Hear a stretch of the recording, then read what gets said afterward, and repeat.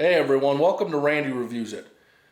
So today we're going to be talking about choosing your first handgun. So first, I commend you. Getting a handgun is something that I think most adults should do if they're legally able to.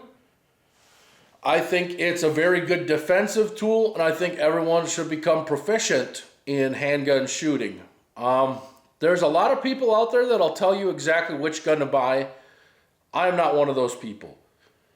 So I've put together a list of 7 points that you should consider when deciding on your first handgun. And if you follow these 7 points, I'm almost guaranteeing you that you will come out with a handgun that you not only like, but that sticks with you for as long as its lifespan can be around. I think you're going to be happy with your choice if you follow these 7 points. Let's get into them. This is Randy Reviews It.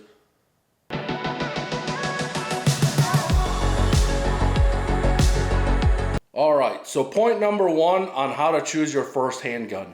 Stay in budget. So pretty self-explanatory. The most you should be spending on a first handgun, the absolute most, is $700. I would rather you guys be in that $450 to $500 range. There's a lot of good stuff in that range. The $700 you really don't need, and then anything above $700 you absolutely should not be spending on your first handgun. You're going to regret it, I guarantee it. So there's a lot of budget options available too. Stoeger, Beretta APX, the CZ-P10. A lot of these guns are actually in like that $300 range that have a good reputation. They've done well, and you can get them for that. Like now's the best time ever for handguns. There's such a wide variety, and they're all reasonably priced for the most part. So aim below 500. You could probably get something on the budget end if you have to for 280 to 350. But definitely don't go above 700. You will regret it. Number 2, buy from a reputable brand. So there's a lot of brands you'll see out there. I'm going to put them in the description of what I would recommend for brands. But you got Smith & Wesson, you got Glock, you got Beretta, you got Canik, you got CZ, you got HK, you got some Sig Sauers. So do not buy a P320. Don't buy it. You'll regret it. And it's not good, and it's hazardous, potentially. That's my opinion. I wouldn't buy one. There's all kinds of other brands out there. I'm sure I'm missing a bunch. But for the most part, don't buy a Sig 320. Don't buy anything from Taurus. Don't buy anything from High Point. And don't buy anything from Sky, which is SCCY. Those are the common brands / guns that you might see at local shops that, while they may try to sell you, I don't believe they're reliable or in good working condition the way that I would expect a carry gun for you to operate. So I'll leave a bunch of brands in the description. If I leave someone out, chime in the comments for my regular watchers on what you'd recommend. But yeah, no Taurus, no High Point, no Sky, no Sig 320. That's point number 2. Make sure it's a reputable brand that has some aftermarket support. Number 3. So number 3 is make sure the pistol or handgun that you're selecting has the features you want. So for example, if you're going to carry with a flashlight, which I'm not saying you have to, but if you're going into dark areas on a regular basis, you should probably have one. So make sure it has a light rail if you want a flashlight. Make sure that it's optics ready if you eventually want to transition in a red dot. So if it's not optics cut and you want a red dot, I don't know. I would just get optics ready. Lastly, for the features you want, check holster availability before you buy the gun. So there's a lot of good brands out there, T-Rex, Fat Tac, JM Custom Kydex, Tenacore, Tier 1 Concealed, all kinds of brands, Safariland, tons of brands of holsters out there. But certain guns, the holster availability is pretty weak. especially if you get kind of like a rare one-off or it's not made anymore. An example of that is maybe the Steyr. It's a great gun, really reasonably priced. I don't think the holster supports that great for it though. So that's where, make sure it has the features you want. So if you want a light, get a light rail. If you want a red dot, make sure it's optics ready. Lastly, make sure there's holsters available for it. So that's point number 3. Point number 4, start with a striker-fired semi-auto in 9mm. So this might bring up some contention among people who are watchers of the channel or regular gun enthusiasts, but I believe that everyone should start out with a striker-fired semi-automatic handgun in 9mm. No 380, no 40 Smith & Wesson, no 10mm, no 45 ACP, none of that. 9mm. It's common. It's easy enough to shoot for new shooters. There's parts everywhere for the 9mm stuff. You should stick to 9mm. With that striker-fired semi-auto, that means we're not getting a revolver. No revolvers.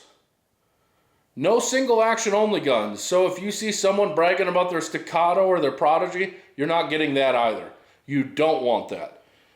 It's a manual of arms that you shouldn't start off with. You should start off with a striker-fired semi-automatic gun.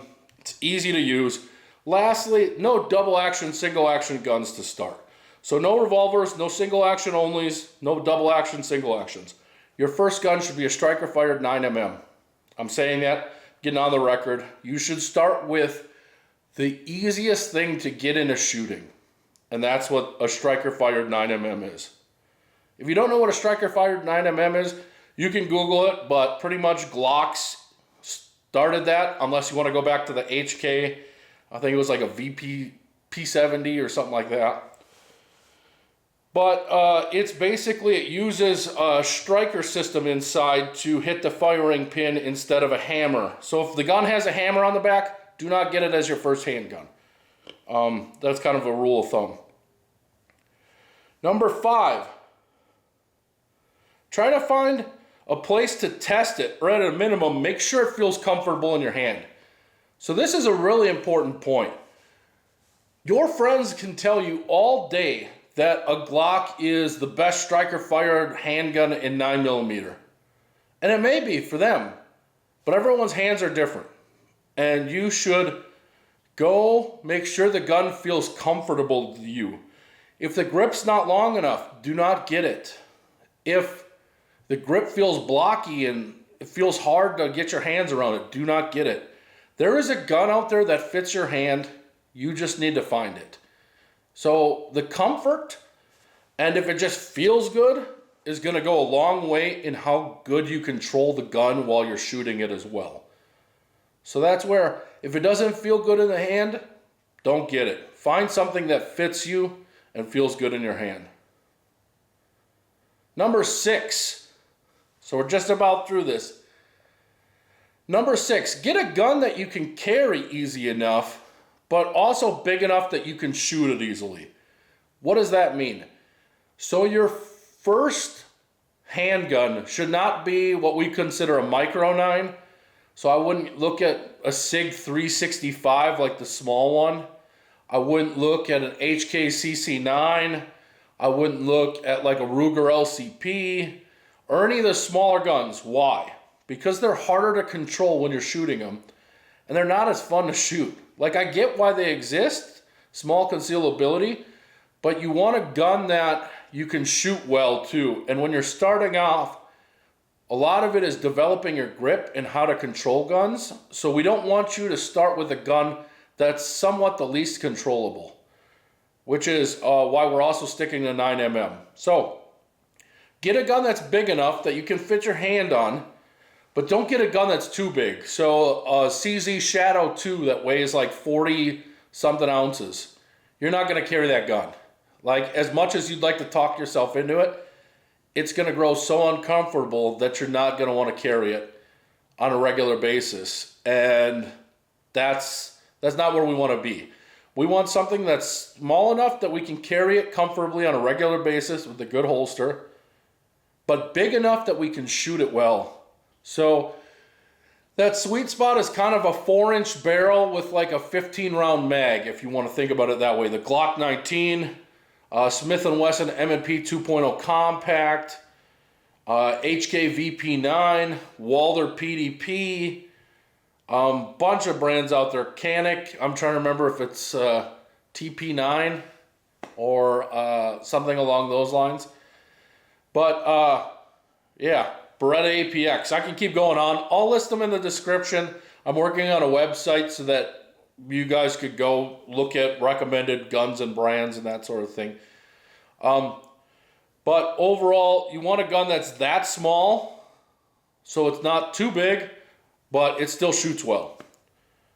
And we get to our last point here. And this is something that I think a lot of, if you want to call them gun influencers, gun tubers, people like that, they leave out. They get too much into, hey, let's just get Glock because we can get all the mags and, you know, we're operators and that sort of thing. No. Get something that seems cool to you. That's point number 7. My buddy Johnny B kind of polished that off, or polished it up. But originally, I was like, get something that's fun. And he's like, it doesn't necessarily have to be fun, but it has to be cool to you. And the reason we want to talk about it being fun or cool to you or has some of your personality in it is because if you really enjoy the gun, if it feels good to you, you think it's cool, you're going to dry fire practice with it more often.